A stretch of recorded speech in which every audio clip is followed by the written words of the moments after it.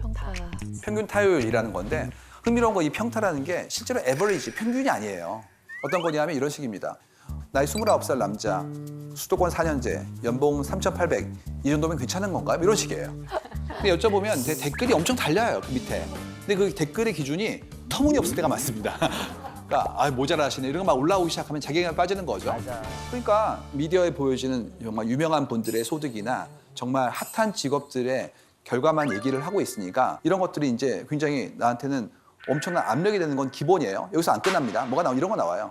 의사결정에 있어서도 눈치를 보는 거예요. 야식으로 치킨 먹을까요? 피자 먹을까요? 이런 거 물어봅니다. 이 시간에는 피자가 그 국룰인가요? 이런 거 올라오고요. 끝도 없어요. 뭐 대기업 맞벌이 부부에 둘이 합쳐 연봉 1억인데 6세 아들 영유 보낼까요? 말까요? 뭐 이런 거. 네, 42살 미혼 여성 연봉 7천에 저축액이 5억인데 24평 오피스 살까요? 13평 아파트 살까요? 이런 것들. 그러니까 모든 것들을 다 여쭤보는 거예요. 그래서 이걸 다 모아가지고 의사결정하는 게 때로는 의미 있어요. 왜 그러냐면 컬렉티브 인텔리전스라고 해서 사람들의 지혜를 모으면 훌륭한 게 나오니까 집단성 발휘하는 거죠. 그러니까 일종의 원기옥처럼 우주의 길을 다 모으는 이런 거예요. 근데 이게 안 되는 경우도 있고 그다음에 그런 정보 자체가 왜곡되는 경우도 있어요. 예를 들어서 꿀팁들 있잖아요. 결혼정보 QA부터 그다음에 뭐 출생을 이제 하게 되었는데 내가 아이 낳을 때 준비할 것들 이런 것들 엑셀로 4페이지 나옵니다. 그러면 그걸 다 사야 되는 거예요. 그래서 무슨 아이들 처음에 낳게 되면 하는 박람회 같은 데 가보시면 머스트로 사야 되는 물건들이 나오는데 정말 몇백 개가 떨어지거든요. 그러니까 어느 순간인가 다 모아오는 거예요. 그래서 평균이 아니라 어떻게 보면 최소 공배수보다 더 큰 슈퍼셋이 나오게 되는데 그걸 못하게 되는 경우에 이제 나는 평균보다 떨어지는 거 아닌가에 대한 부분들이 힘들어지는 것이죠. 이거를 이제 어떻게 얘기하냐면 국룰이라고 얘기하기도 합니다. 예, 나름의 룰이 있지 이런 얘기예요. 가장 핫한 국룰은 축의금 같은 거. 맞아. 여러분 축의금 국룰 보여드릴까요? 절치는 10만 원 더하기 알파고요. 종종 연락하고 여럿 모일 때는 만나게 된 친구는 5만 원. 연 끊고 살다가 갑자기 연락 온 친구는 한 푼도 안 내고 비참석이고요. 전체 회식 때 한 번 대화해본 다른 부서 박대리는 3만 원과 비참석. 바로 옆 부서의 김 과장님 5만 원. 직장 내 베푸는 10만 원이라고 얘기하는데 나름의 이유가 있죠. 근데 이제 이걸 따라하면 나도 모르게 안온감이 들죠. 이유가 내가 사회적 규칙을 더 이상 도외시하지 않고 따르고 있구나라는 안도감이 들고요. 그렇지가 않고 뭐 내가 이런 규칙을 넘어서 좀 더 한다면 괜히 기쁠 수도 있고 뭐 나름의 안전판일 수 있을 것 같아요. 이런 거 말고 또 어떤 국룰이 또 있을까요? 예. 보통 엄마들은 학교 아이 처음 보낼 때 예체능은 뭐 시켜, 나도 그럼 기본으로 이건 시켜야 되는 건가? 근데 저는 그래도 난 주변 애들이랑 똑같이 공부 안 시키는 엄마가 될 거야라고 하다가 결국은 다 따라가는 그러지 않으면 대학 가는 게 너무 힘들어지는 이사하면 그날은 무조건 짜장면 먹는다. 맞아. 그렇죠. 축구 볼 때는 치킨이 국룰? 이런 거. 치킨에 무조건 뭐 맥주. 이렇게. 그렇죠. 그렇죠. 흥미롭죠. 근데 국룰이 왜 우리는 자꾸 정하고 있느냐? 편하기 때문이에요. 생각하고 싶지 않은 겁니다. 이게 국리하면 그다음부터는 눈치를 봐야 되거든요. 근데 그럴 필요 없이 그렇다면 그다음부터는 난 그냥 따르면 되는 거기 때문에 내 책임이 경감되는 거죠. 그래서 긍정 부정 따질 필요 없이 그냥 정해진 대로 하면 실수할 위험을 제거해 주는 거예요. 중간만 가면 되는 거죠. 그래서 또 한국 사회 같은 경우에는 더했던 게 이런 게 있었잖아요. 중간만 해. 네, 튀면 사람들한테 주목받아서 정 맞는 것이고 떨어지면 왕따 당할 수 있으니까 가운데 있어. 평타쳐. 이게 나왔단 말이에요. 근데 평범하게 살고 싶다는 얘기죠. 근데 재밌는 거는 이 평균이라는 것 자체가 어떤 의미가 있느냐. 평균적인 거는 이제는 AI가 학습해요. 그러니까 나도 모르게 평균을 하는 순간부터 난 대체될 수 있어요. 그러니까 이제는 평균을 추종하는 일은 좀 제한해야 됩니다. 함께 있는 아이가 특이합니다. 얘는 축복받으신 거예요. 얘는 대체되지 않거든요. 그렇지가 않고 남들이 하는 대로 하는 것들은 가운데 있는 룰을 기반으로 디자인할 수 있기 때문에 그런 일들은 이제 사라집니다. 그렇기 때문에 독특함, 유일함 이런 부분들, 고유성에 대한 부분들은 굉장히 중요해지고 있다. 그다음에 또 시간은 뭐였냐 하면 시간의 자율성의 문제예요.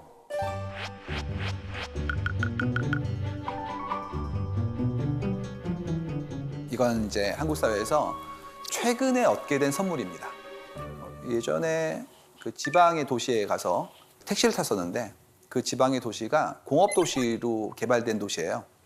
그래서 그 택시 기사분은 그 동네의 공장에서 어렸을 때 일하셨던 것들을 저한테 알려주셨어요. 이런 식이었습니다. 아, 여기가 세탁기를 만들던 그 공장이 만들어진 곳이었고 처음 만들어졌을 때 제가 자랑스럽게 그 회사에 입사를 해가지고 거기서 일을 했었어요. 이렇게 얘기하시더라고요. 그래서 어떠세요? 그랬더니 고맙다고.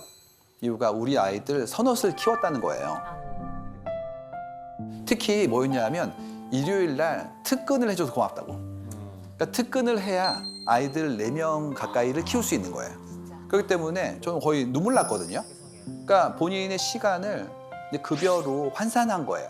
그러니까 지금을 따진다면 일과 삶의 균형이 깨지는 나쁜 일인데 그 당시에는 그게 고마웠다는 거죠. 그래서 이걸 보고 있는 생각이 시간은 내 인생의 선물 같은 건데 그거를 한국 사회가 얻게 된 지가 얼마 안 됐구나. 여러분, 반공일이라는 말 아세요? 반공일. 반공. 예, 반공일. 그런 단어가 있었어요. 반공일이라고. 혹시 아십니까? 모르십니까? 그렇죠. 토요일이죠. 예, 반만 일하고 반만 쉰다고. 우리가 주 5일제를 하게 된 지가 얼마 안 됐어요. 이유가 큰 규모의 회사는 벌써 꽤 됐죠. 작은 규모의 회사는 얼마 안 됐습니다. 그리고 주 52시간제라는 이런 이슈도 나온 지가 얼마 안 됐죠. 그러니까 지금까지는 한국 사회는 무리하게 계속해서 일하는 사회였어요. 그리고 그걸 독려했죠. 있잖아요. 뭐 이런 거. 김대리 몇 시에 갔는데요, 어제?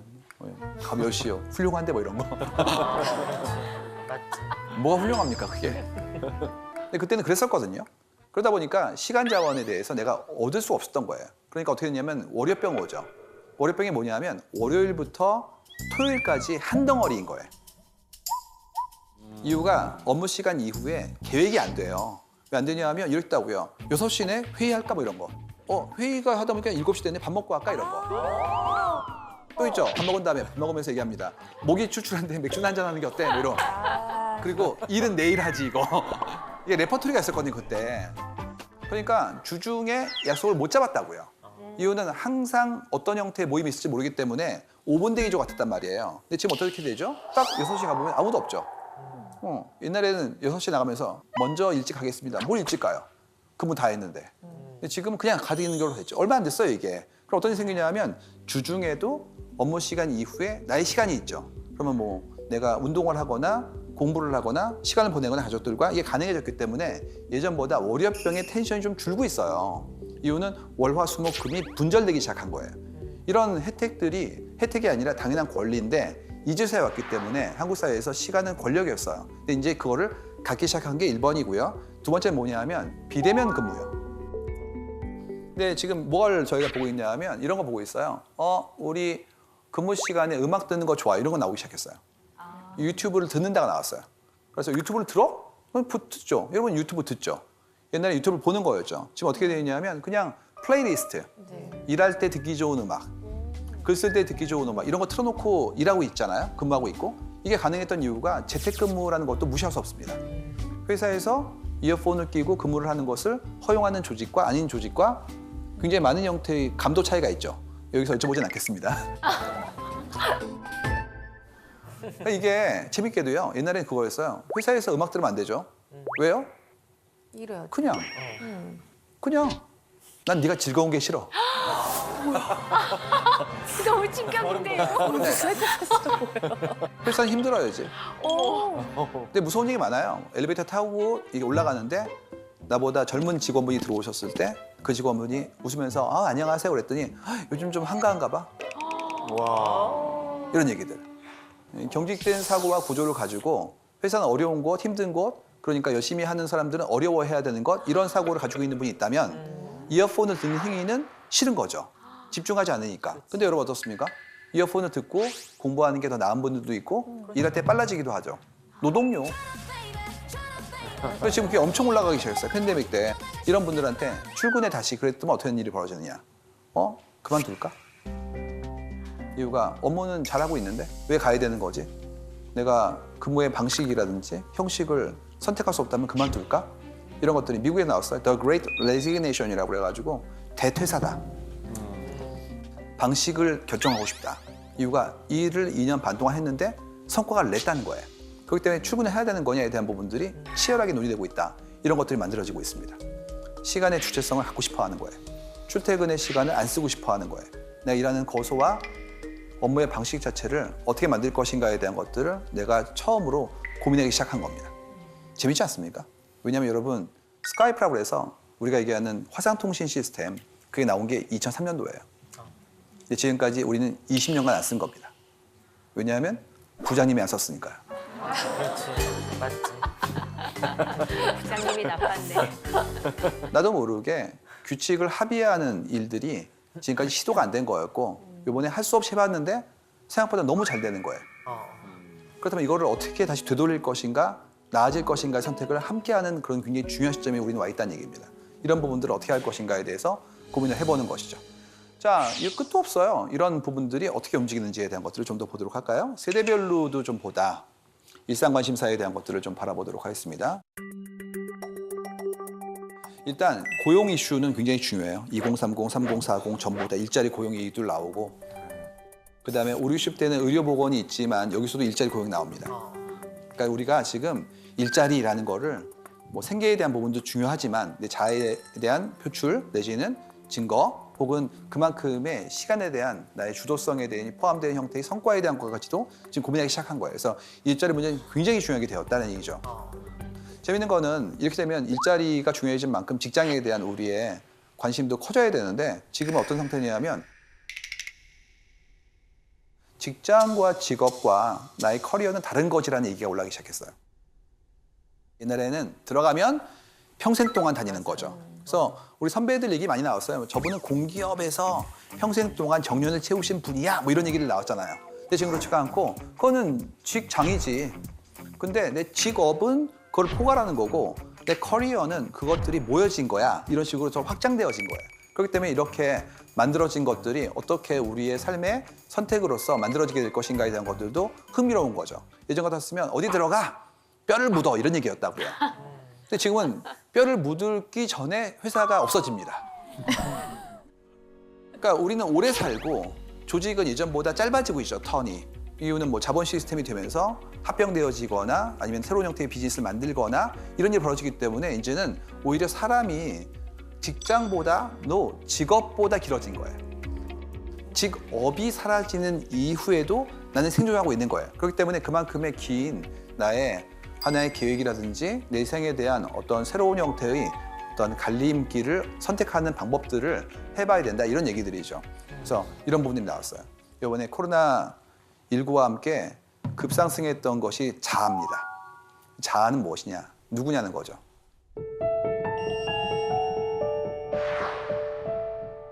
예전에 이랬었거든요. 누구예요? 그러면 저는 모모 상사의 김대리인데요. 이거였죠. 왜냐? 그럴 수밖에 없었던 것이 가장 많은 시간을 보내요. 아침에 회사에 가서 저녁 때까지 업무를 보고 나와서 다시 또 유대에 대한 것도 직업 관련된 분들을 만나고 그러다 보니까 이런 얘기 나왔었어요. 퇴근할 때 집에 다녀오겠습니다. 뭐 이런 거. 이유가 실제로 더 많이 있으니까. 집에서의 시간은 대부분 다 의식이 없는 상태였기 때문에 이런 얘기 나왔었는데 지금 그렇지가 않고 이제 그게 멈춰진 거예요. 그래가지고 이런 얘기 벌어졌습니다. 그러니까 누구세요? 그랬을 때 저는 직장에 다니는 누구인데 그랬더니 아니 그건 당신의 어떤 직업의 일부잖아요. 누구죠? 난 누구의 엄마입니다. 아빠입니다. 그건 관계잖아요. 전 뭐 이런 학교에 나와 그건 당신의 중요한 학력의 일부잖아요. 이런 식으로 물어보게 된 거예요. 넌 누구냐는 거죠. 대답이 궁해지는 거예요. 난 누구지? 여긴 어디지? 나는 무엇을 위해 살고 있지? 에 대한 부분들이 멈췄을 때 커진 거예요. 그러다 보니까 이제 이 부분을 내가 어떻게 하게 될 것인가에 대한 선택의 그 범주 속에 들어있는 나의 기준에 대한 것들을 묻기 시작했고 그러다 보니까 자아가 각성되기 시작했어요. 자, 각성된 자아는 도구로 쓸 수가 없어요. 그렇기 때문에 이제 깨어난 겁니다. 깨어났다면 내 삶의 주체로서 살고 싶은데 주체의 지향성과 거기에 따른 준비를 어떻게 할 것인가에 대한 것들을 우리가 동시에 느끼기 시작한 거예요. 그러니까 이런 부분들의 어떤 새로운 관계나 혹은 문화에 대한 것들을 어떻게 수용할 것인가를 고민해 보셔야 됩니다. 옛날에 제가 보고 기겁했던 광고가 뭐였냐면 하얀 자양강장제 광고였어요. 주말에 부장님과 대리님이 함께 산을 오르죠. 대리님이 이렇게 힘들게 올라오고 있으니까 김대리 힘든가? 올라오면서 아닙니다. 그랬더니 다음 주에 또 올까? 뭐 이런 거. 폭력이죠. 근데 그걸 옛날에 뭐라고 했습니까? 유대라고 불렀습니다. 그래가지고 아유 우리는 식구 같으니까 말이야 노는 것도 함께 놀지 뭐 이런 얘기들. 그래서 끝도 없이 올라와요. 뭐가 나오냐? 회사의 주요한 그런 뭐라고 하냐면 복지를 얘기했더니 회식과 체육대회라고. 여러분 그게 복지입니까? 고민해 보시기 바랍니다. 이 모든 것들이 전부 다 사회 변화에 내가 못 따라가고 있다는 증거예요. 그렇기 때문에 예전의 관습과 우리가 하는 행위에 대한 부분들을 재정의해 봐야 되는데 그러기 위해서라면 사람들이 어떤 형태의 생각을 하고 있고 각자의 생각들이 어떻게 합의되는지에 대한 부분들을 바라봐야 된다. 이런 부분들이에요. 지금 직장인분들의 데이터를 보면